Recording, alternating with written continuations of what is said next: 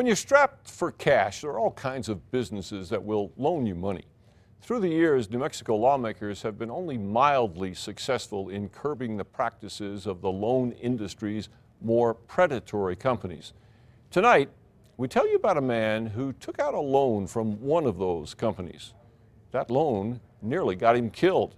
Kim Holland has the story on Special Assignment. They're everywhere.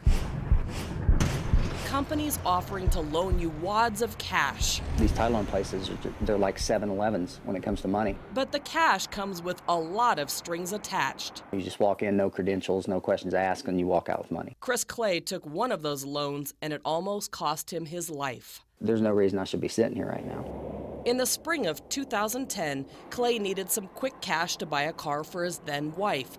He didn't have the credit to go to a bank, so he walked into New Mexico Title Loans with the paperwork for his 1999 Dodge Ram pickup in hand. The truck would serve as collateral. Within minutes, the company handed him $2,400 at, get this, a 360% interest rate. In the end, he'd have to pay back nearly $3,200. Clay admits he didn't look closely at the contract. If he had, he would have seen the full amount was due in a month.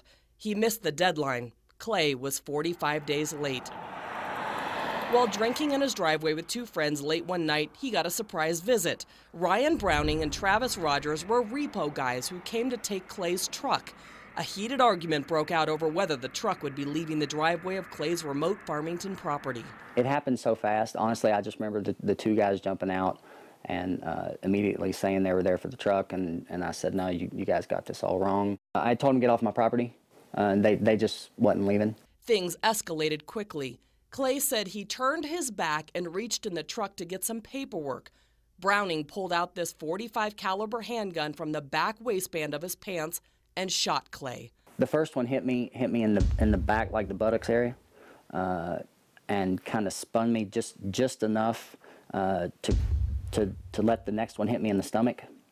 All I could think about was the kids. So as I turned like towards the house, the last couple got me in the back. Police and sheriff's deputies came to investigate. They heard a different story from Browning. He told police Clay had threatened to shoot him and that in fact he believed Clay was reaching into the truck for a weapon. The repo guys wouldn't tell us their side, but News 13 obtained their interrogation videos. And he turned around, he said, "You want to see my gun?" As soon as he reached into there, I yelled out no, and I fired. Tow, tow, tow, tow. So within like probably second and a half for all 4 rounds. Travis Rogers and Ryan Browning were interviewed extensively by police. During the hour-long questioning for Browning, his story changed. He reached in and pulled something out. Browning first said it was too dark to see what Clay was after in the truck. Later, he was sure Clay had a gun. There was a gun in his right hand. Was what it looked like? You said earlier you weren't sure. That's what your impression was, it was a gun. I couldn't see exactly. One thing about the story from Browning and Rogers never changed. They said Clay and his friends had been the aggressors. Browning said he fired in self-defense. Police didn't find any firearms on Clay's property, only a pellet gun behind the house.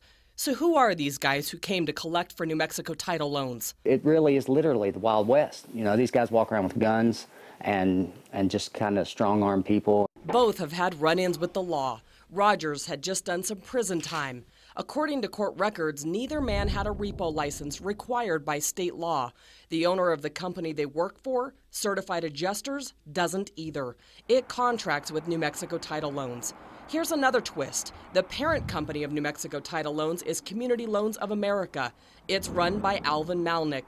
He's been connected to Meyer Lansky, one of the most successful gangsters in American history. Loan sharking was among Lansky's specialties. Police said alleged mob connections and licensing issues didn't factor into their investigation. The question for authorities? Whether a crime had been committed when Chris Clay was shot. The San Juan County Sheriff's Department didn't arrest Browning or Rogers for the shooting. They didn't even get a trespassing citation. How come you didn't make an arrest? You knew who the shooter was. That was clear. That's right, but you have to prove a lot more, like intent and what actually happened, and if it was self-defense. Investigators did think they could prove aggravated battery with a deadly weapon. They forwarded the case to prosecutors. Brent Capshaw and others at the DA's office decided there wasn't enough evidence to prosecute the repo men, so they closed the case. We can go forward in good faith if we've got probable cause, but in most cases, we're looking to have a little more than that. We want to believe there's some chance that we can actually convict this person at trial. Life has been dramatically different since the shooting for Chris Clay and his family. Yes, yes, yes. Oh! That night in 2010 was the last time the Army veteran walked. I've been around the world and fought for this country, and I come home and I get gunned down in my own driveway. For Clay and his 2 teenaged kids, the case is not over. They filed a civil lawsuit against Browning, the repo company, New Mexico Title Loans, and Malnix Community Loans of America.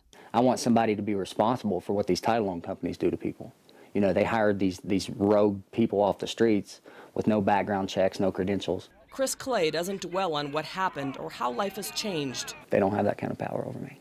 He's too busy living life. I love my boys. Those boys saved my life. That football team saved my life. On special assignment, Kim Holland, KRQE News 13. The loan companies did not return our calls, but they did deny many of Clay's allegations in their court-filed response. Now, to see it all, visit our website, krqe.com, where we have much more on this story, including another wild turn: the intimate relationship between Ryan Browning's attorney and the prosecution.